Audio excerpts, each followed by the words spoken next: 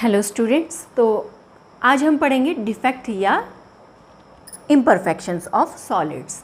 तो इसको पढ़ने से पहले हम देख लेते हैं एक टर्म स्टोइकियोमेट्री। बार बार यूज़ होगा तो हम ये समझ लेते हैं कि स्टोइकियोमेट्रिक कंपाउंड्स क्या होते हैं और नॉन स्टोइकियोमेट्रिक कंपाउंड्स क्या होते हैं। अब आपने देखा है किसी भी कंपाउंड का फॉर्मूला, जैसे फेरस ऑक्साइड है FeO, आप इसका फॉर्मूला लिखते हैं FeO। इसका मतलब क्या होता है, इसमें Fe और O का जो रेशियो है by mass, ratio by mass, वो क्या है, एक फिक्स रेशियो है। ठीक है, जितने एटम्स Fe के होंगे, आयरन के होंगे, उतने ही एटम्स ऑक्सीजन के भी होंगे, इसका ये मतलब है। तो इस तरह के कंपाउंड्स को बोलते हैं स्टोइकियोमेट्रिक कंपाउंड्स, जो कि आयंस के बीच में बाय मास एक फिक्स रेशियो होल्ड करते हैं। जैसे आपका है NaCl है, सपोज NaCl है, तो NaCl सोडियम का by mass 23, chlorine by mass 35.5, तो दोनों के बीच का रेशियो आ जा रहा है इक्वल टू 0.65 समथिंग। ठीक है, तो अगर आप Na का 2.3 ग्राम्स लो या फिर एनी अमाउंट कुछ भी ले लो, और क्लोरीन का 3.55 या फिर कोई भी और मास ले लो, उनके बीच में रेशियो फाइंड आउट करो तो वो भी आएगा 0.65। तो NaCl के हर सैंपल में जब एक फिक्स रेशियो आता है बाय मास, तो इस तरह के कंपाउंड्स को हम बोलते हैं,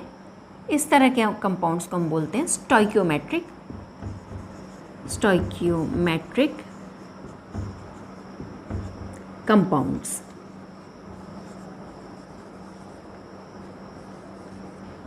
ठीक है, आपने 11th में एक लॉ पढ़ा है, law of fixed proportion of mass.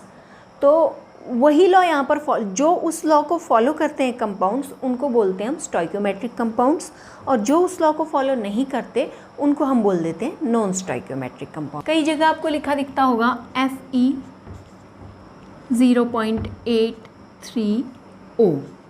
ठीक है, तो ये क्या है, अब ये देखिए आप, यहाँ पे आयरन बाय मास कम हो गया। ठीक है, 1:1 का रेशियो नहीं रह गया, आयरन बाय मास हो गया 0.83 एंड ऑक्सीजन है 1।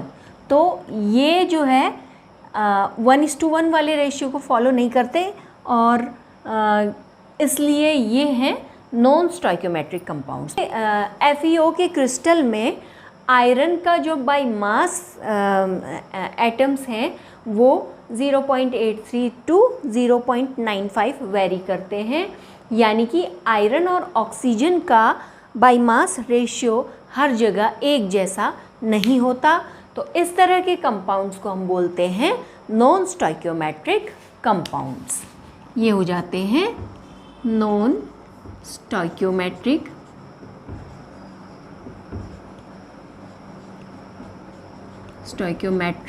Compounds.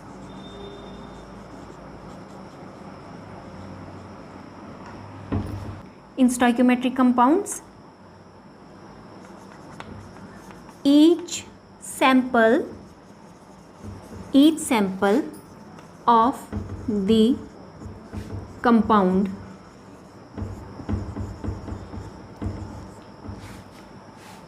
have the same ratio.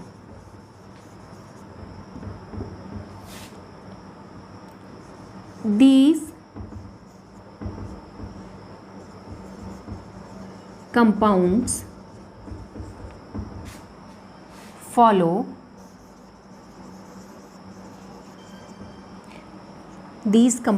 follow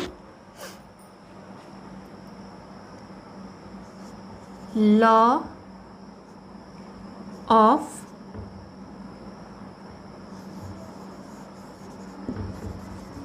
definite proportion.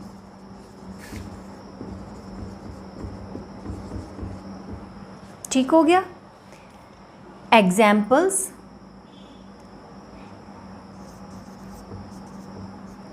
NaCl, FeO। अब ध्यान दीजिएगा जहाँ पे FeO लिखा जाएगा तो ये एक स्टोइकियोमेट्रिक कंपाउंड है क्योंकि बाई मास 1:1 इसमें रेशियो है। लेकिन जहाँ पर आपको रेंज दी रहेगी 0.83 या 0.83 to 0.95, वहाँ पर ये नॉन स्टोइकियोमेट्रिक कंपाउंड हो जाता है। नॉन स्टोइकियोमेट्रिक कंपाउंड हो जाएगा doesn't follow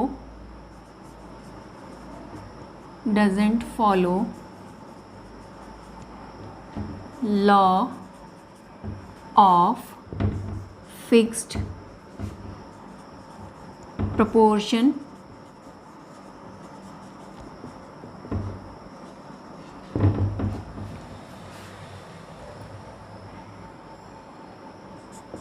each sample of the compound have different ratio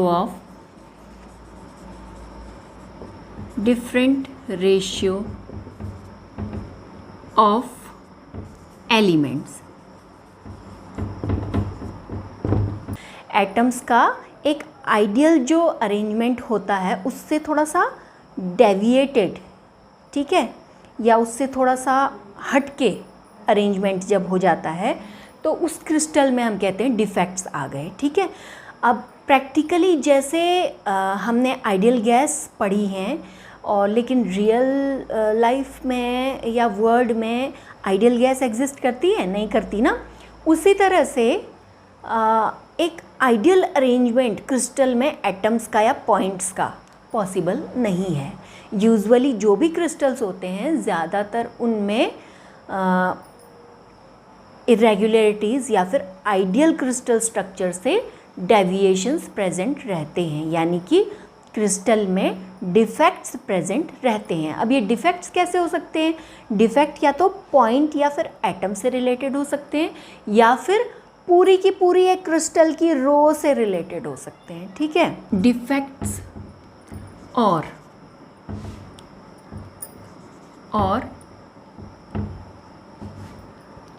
irregularities।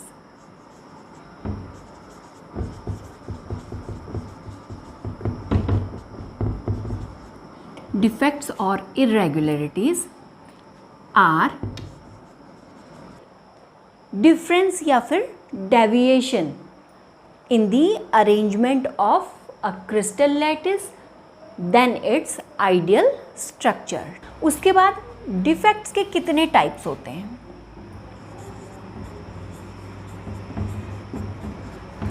Defects are of two types. What are these? Point defects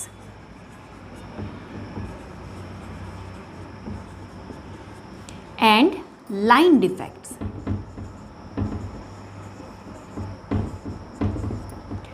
point defects, point का मतलब क्या समझे आप? Point means atom. ठीक है, तो जब भी किसी एटम के अरेंजमेंट में कोई डिफरेंस आ जाता है उसके आइडियल अरेंजमेंट के कंपेयर में, या फिर किसी एटम की सराउंडिंग्स में कोई चेंजेस आ जाते हैं, ठीक है, तो इस तरह से जो डिफेक्ट्स अराइज होते हैं इनको पॉइंट डिफेक्ट्स बोल देते हैं। और जब पूरी के पूरे पॉइंट्स की एक कंप्लीट लाइन किसी क्रिस्टल में, उसके अरेंजमेंट में चेंजेस आ जाते हैं किसी क्रिस्टल में, तो इस तरह के डिफेक्ट्स को बोल देते हैं लाइन डिफेक्ट्स। तो यहाँ पर इस चैप्टर में हम केवल पॉइंट डिफेक्ट स्टडी करेंगे। फॉर एग्ज़ाम्पल, सपोज़ ये हमारा एक क्रिस्टल है। अब यहाँ पर का पॉइंट सपोज़ मिसिंग है, ठीक है, तो ये जो मिसिंग एरिया है ये हो जाएगा आपका पॉइंट डिफेक्ट। और लाइन डिफेक्ट को किस तरह से दिखाएंगे? अब सपोज़ ये है, यहाँ पर आ गया और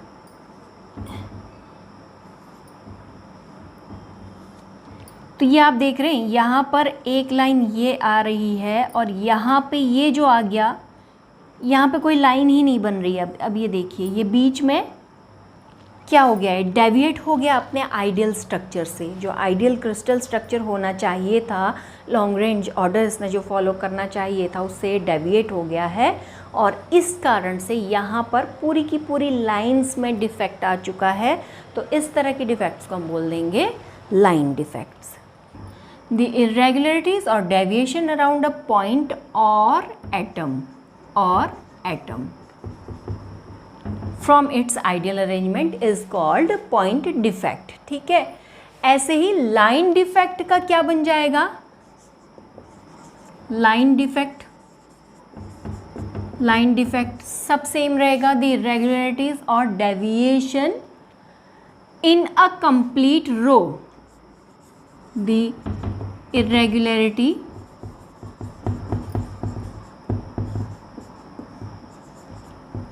or deviation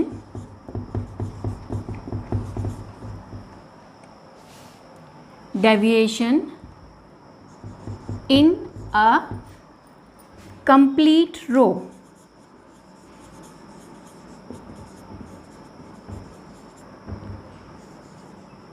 from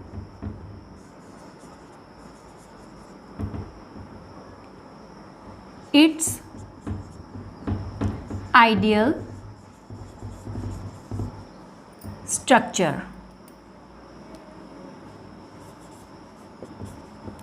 is called line defect.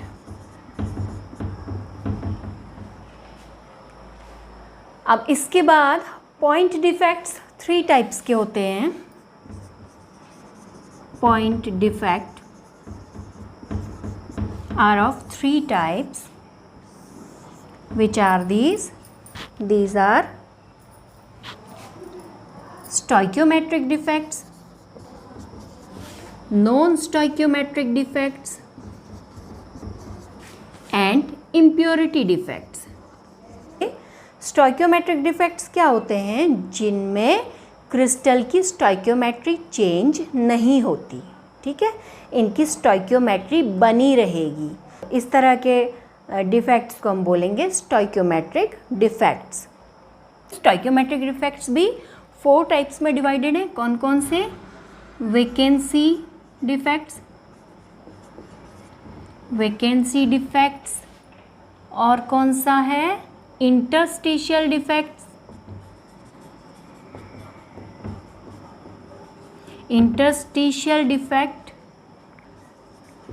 Schottky defect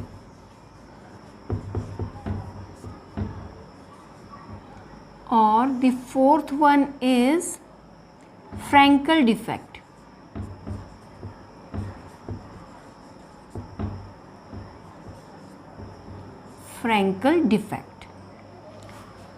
इसी तरह से नॉन स्टोइकियोमेट्रिक डिफेक्ट्स भी 2 टाइप्स के होते हैं। कौन कौन से, metal axis defect and metal deficiency defect.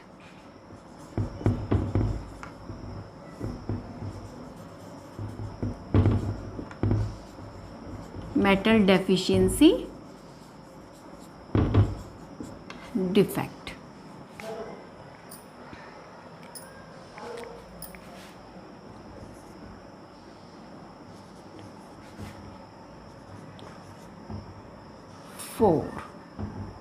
Number 1 and number 2. What are stoichiometric compounds?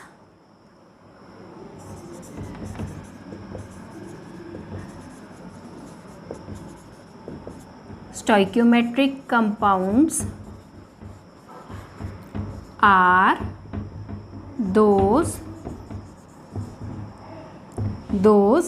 in which positive and negative ions are exactly in the ratio shown by the chemical formula of the compound. ठीक है, the defects doesn't change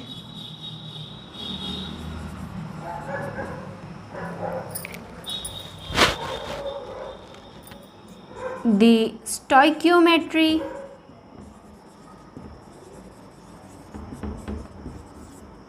of these compounds.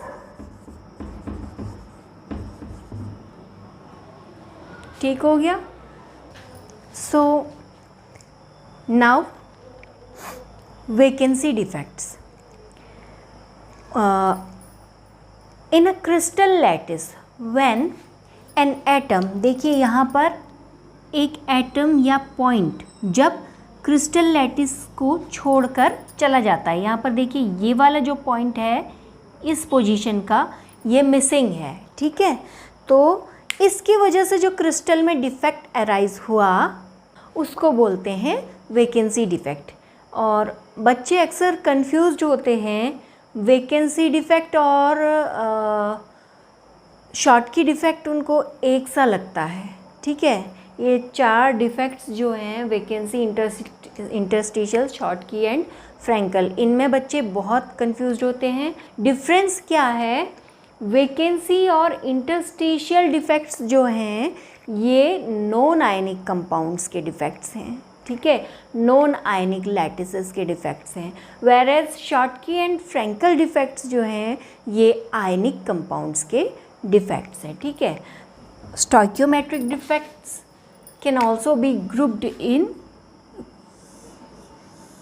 2 parts.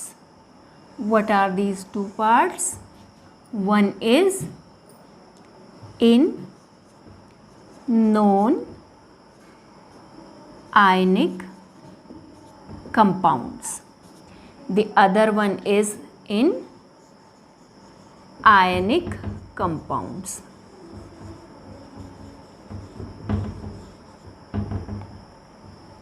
ठीक है, vacancy और interstitial defects non ionic compounds में हैं, जबकि Schottky और Frankel defects ionic compounds में हैं. इसके बाद बात करते हैं इंटरस्टिशियल डिफेक्ट की. सपोज़ ये हमारा क्रिस्टल है, तो बाहर से कुछ एटम्स, इनके इंटरस्टिशियल स्पेसेस में आ जाएंगे. देखिए इंटरस्टिशियल स्पेसेस में आ गए तो इनके कारण ये क्रिस्टल में कैसा डिफेक्ट अराइज हो जाएगा?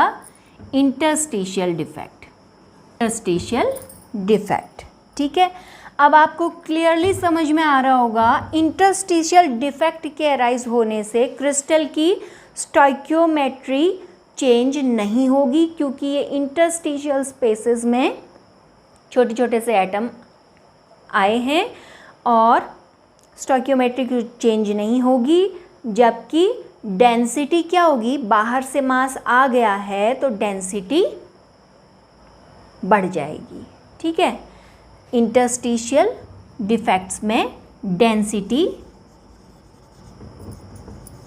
इंक्रीजेस. ठीक है, इसमें डेंसिटी डिक्रीजेस. वैकेंसी डिफेक्ट में डेंसिटी डिक्रीजेस और इंटरस्टिशियल में density increases. Stoichiometry will not change. अब आ जाता है शॉर्ट की डिफेक्ट. शॉर्ट की डिफेक्ट में क्या होगा?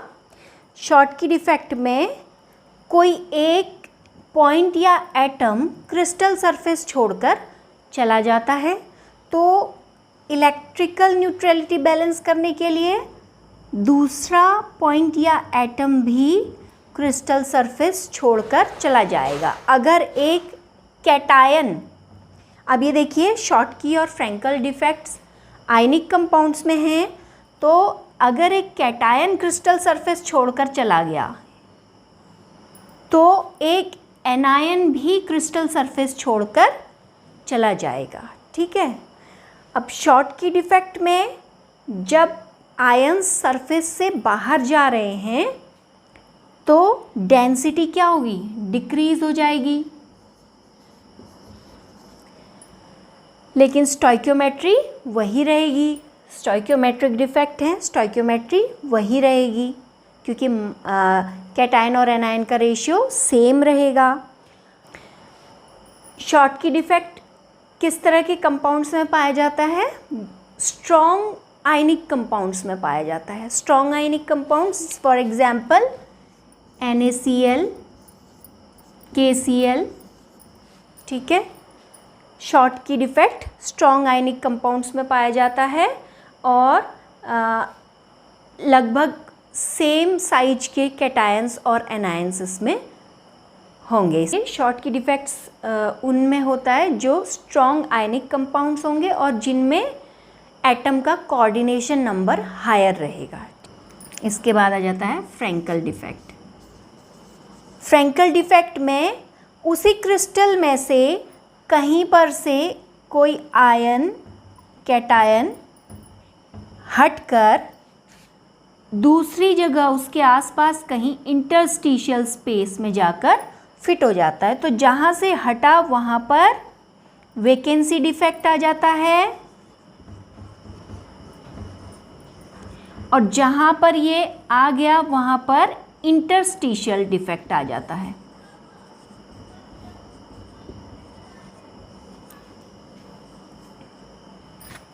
ठीक है, तो फ्रैंकल डिफेक्ट क्या है? जिसमें वैकेंसी डिफेक्ट और इंटरस्टिशियल डिफेक्ट दोनों एक साथ पाए जाते हैं। ठीक है, अब इसमें क्या हो रहा है, एक जगह से एटम हट के दूसरी जगह पर चला जा रहा है तो डेंसिटी पर कोई असर नहीं पड़ेगा क्योंकि मास उतने का उतना ही है। ठीक है, और स्टोइकियोमेट्री भी चेंज नहीं होगी। इस तरह का डिफेक्ट जो फ्रैंकल डिफेक्ट है वो किस तरह के क्रिस्टल्स में पाया जाएगा? जहाँ पे क्रिस्टल्स के आयंस के बीच में साइज का बहुत ज़्यादा डिफरेंस होगा। ठीक है, जहाँ पे आयंस के बीच में साइज डिफरेंस बहुत ज़्यादा होगा, इस तरह के आयनिक कंपाउंड्स में फ्रैंकल डिफेक्ट पाया जाएगा। और शॉर्ट की डिफेक्ट किस तरह के क्रिस्टल्स में पाया जाता था? जहाँ पर आयंस का साइज लगभग सिमिलर होता है, ऐसे स्ट्रॉन्ग आयनिक कंपाउंड्स में और उन आयनिक कंपाउंड्स में जिनमें कोऑर्डिनेशन नंबर हायर रहता है, उस जगह पर पाया जाता था शॉर्ट की डिफेक्ट। और फ्रैंकल डिफेक्ट पाया जाएगा जहाँ पर आयंस, कैटायंस और एनायंस के साइज में बहुत ज़्यादा डिफरेंस होता है। Density doesn't change,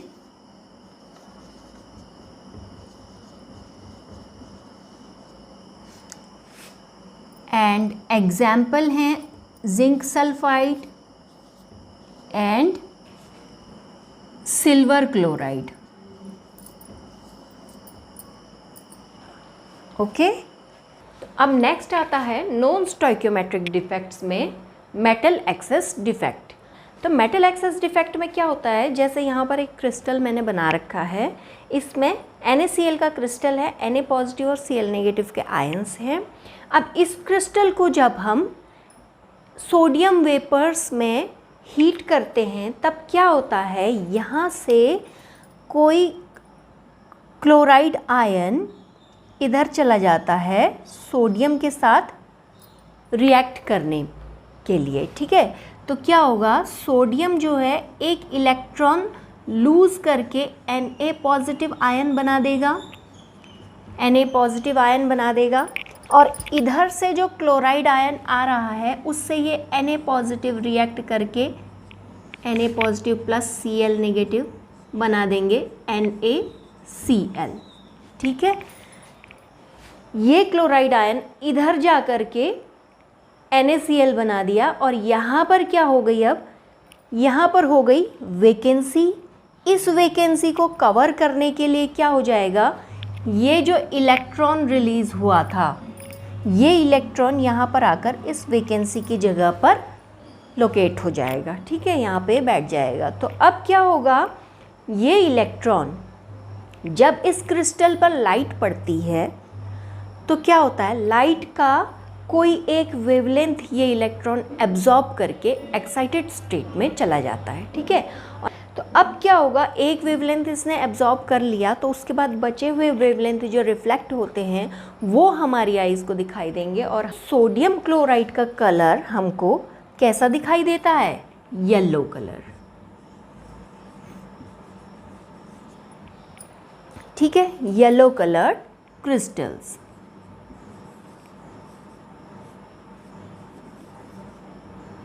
yellow coloured crystals हमको इसके दिखाई पड़ते हैं कब?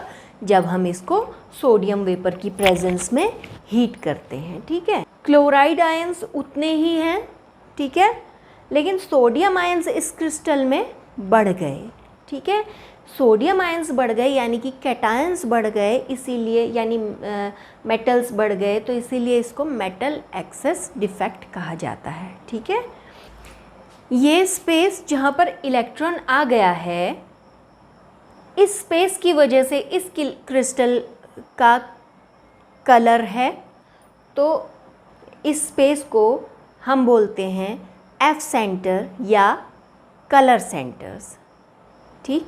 तो you can note it down fast, इसको नोट कर लीजिए कि क्या हो रहा है। जो प्रोसेस थी जो मैंने समझाई उसको मैंने यहाँ पे नोट किया है।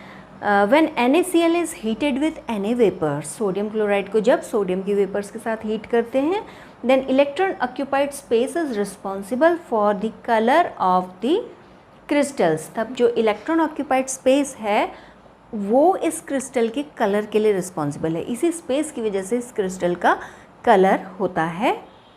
And these spaces are called F centres और कलर सेंटर्स। इन्हीं स्पेसेस को हम एफ सेंटर्स या कलर सेंटर्स कहते हैं। और क्या हो रहा है प्रोसेस में? Chloride ions reacts with sodium of vapour, ठीक है। सोडियम मेटल, वेपर के सोडियम मेटल के साथ क्रिस्टल के क्लोराइड आयंस रिएक्ट करते हैं। So sodium ions are in excess in the crystal. मैंने थोड़ा शॉर्ट में लिख दिया है। तो जब क्रिस्टल के क्लोराइड आयन सोडियम के साथ वेपर के सोडियम मेटल के साथ रिएक्ट करते हैं तो NaCl के फॉर्म में वो इस क्रिस्टल से बंध जाते हैं। इट मीन्स क्रिस्टल में Na पॉजिटिव आयंस एक्सेस में हो जाते हैं। अब एक्सेस में हो जाएंगे तो क्या होगा? स्टोइकियोमेट्री चेंज हो जाएगी। Na पॉजिटिव और Cl नेगेटिव आयंस का जो रेशियो है वो इनके जो NaCl फार्मूला है 1:1 उस रेशियो से चेंज हो जाएगा, क्योंकि Na पॉजिटिव आयंस का मास ज़्यादा हो गया है जबकि वॉल्यूम क्रिस्टल का उतना ही है, तो क्रिस्टल की डेंसिटी भी चेंज हो जाएगी। LiCl lithium chloride, lithium plus Li positive plus Cl negative will give LiCl plus 1 electron, and due to this electron के कारण LiCl का कलर कैसा हो जाएगा? Pink colour. इसके बाद the second one is metal deficiency defect. FeO का कोई क्रिस्टल है, ठीक है। FeO क्या है? स्टोइकियोमेट्रिक है। इसमें से क्या होगा? कोई एक आयरन का यानी कि कैटायन, कोई एक पॉजिटिव आयन क्रिस्टल छोड़कर चला जाता है, ठीक है। पॉजिटिव आयन क्रिस्टल छोड़कर चला जाता है, तो तब क्या हो जाएगा? पॉजिटिव आयन की स्पेस वेकेंट हो गई, ठीक है। अब क्या हुआ? 2 पॉजिटिव आयरन का चार्ज था, ठीक है, तो 2 पॉजिटिव बैलेंस हो रहा था ऑक्सीजन के 2 नेगेटिव से। अब क्या होगा? आयरन का एक आयन चला गया यानी 2 पॉजिटिव चार्ज फ्री हो गया, तो 2 नेगेटिव आयन जो है एक्सेस हो गया इस मेटल में, इस क्रिस्टल में, ठीक है। तो ये 2 नेगेटिव आयन को बैलेंस करने के लिए इसके नेबरिंग जो कैटायंस हैं, ठीक है, इसके नेबरिंग जो कैटायंस हैं वो अपना चार्ज बढ़ा देते हैं, यानी इलेक्ट्रॉन लीव करके वो हो जाएंगे Fe3 पॉजिटिव। ये भी Fe3 पॉजिटिव हो गया और ये भी Fe3 पॉजिटिव हो गया। तो इस तरह से इस लैटिस की क्या है? इलेक्ट्रिकल न्यूट्रलिटी बैलेंस रही। लेकिन क्या हुआ? मास बाहर चले जाने से, कैटायन बाहर चले जाने से डेंसिटी डिक्रीज़ हो जाएगी, ठीक है, डेंसिटी डिक्रीज़ हो जाएगी और नंबर ऑफ आयंस गड़बड़ा जाने से स्टोइकियोमेट्री चेंज हो जाएगी। तो ये जो फॉर्मूला है ये FeO न रह करके या तो इस तरह से लिखा जाएगा, Fe आयरन के आयंस का कितना रेंज हो जाएगा? 0.83 से 0.95 तक, ठीक है। इनके बीच में आयरन का आ जाता है और ये आयरन और ऑक्सीजन का 1 एटम। ठीक है, तो स्टोइकियोमेट्री चेंज हो गई और डेंसिटी डिक्रीज़ हो गई। तो अब इसमें पॉजिटिव आयंस का मास जो है कम हो रहा है, तो इसीलिए इसको मेटल डेफिशिएंसी डिफेक्ट बोला जाता है। तो इसे आप नोट कर लेंगे जल्दी से। One of the positive ions is missing from its place, extra negative charge is balanced by increase in positive charge of near ions, density decreases, example FeO, NiO etc. ठीक है, तो अब हमने पढ़ना है impurity defect. What is impurity defect? When the impurity defect is when some of the ions of a compound are replaced by the ions of other compound. यानी कि for example in NaCl crystal, if impurity present is